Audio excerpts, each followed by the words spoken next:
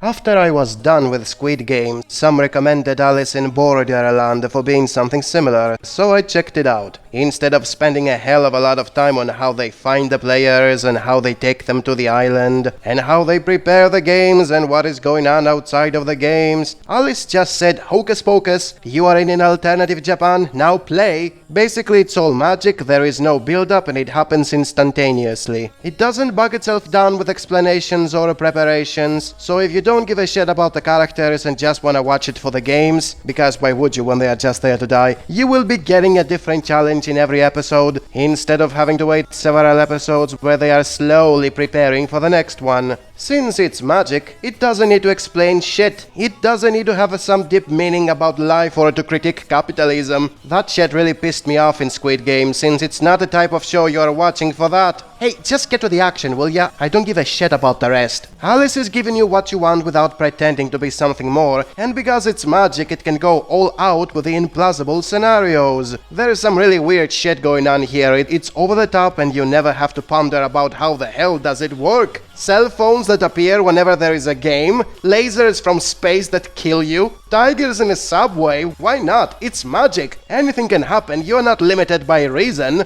Another difference to Squid Game, which is not magic-based but rather plot-based, is that it builds up its cast instead of building it down. Instead of beginning with all the players in one place and then lowering their number with every test, in Alice the team starts small and gets bigger along the way, thus it gives a lot more screen time to characters that do something. It's a great way to have the bare essentials in a game instead of a 95% filler crowd who are standing there waiting to die. Every challenge has a reasonable amount of people and deaths, thus when one of them dies, it has a better impact than the nobodies in Squid Game. It's why I was liking it a lot more until the last episodes happened where everything good about it went to shit. First of all, you get all the players gathering in a hotel, thus creating the same problem as Squid Game. Hundreds of nameless, useless people bogging down the pacing and waiting to die. This is not what made the games fun. Then they try to explain the game in a plausible way by mentioning dealers and organizers and planners. It is magic, there is no way you can scientifically explain all that shit. Trying to make sense of it comes off as pretentious. Lastly, they overstuffed the last episode with 5 plot twists, one after the other, half of which undo the other half and leave you with no time to enjoy any of them. A terrible way to have good last impressions. One twist was more than enough. And if you want me to be nitpicky about the show in general, as much as I enjoy the game as a spectacle where people die over petty reasons, the way they win was once again unfair. It didn't matter how good you are at something, you just needed to be lucky or to let the rest of your team to go ahead and die so you can figure it out, or to have a gun with you so you can kill the beasts or the people who are chasing you. Although tactics and brains were occasionally important, to the most part the way to win was whatever. And don't get me started on the hard games where you basically have to kill your own friends instead of solving a riddle. It was a cheap way for making the main characters to artificially turn against each other. A good game is one that makes the rules clear before you join and where everybody can survive as long as they play correctly. Alice is as bad as Squid Game at that. Thus, as a whole, Alice has a lot more spectacle and a lot less realism, and as long as you watch it for the mindless deaths of people you will never care about, it's better than Squid Game. Minus the last episodes, which are full of bullshit.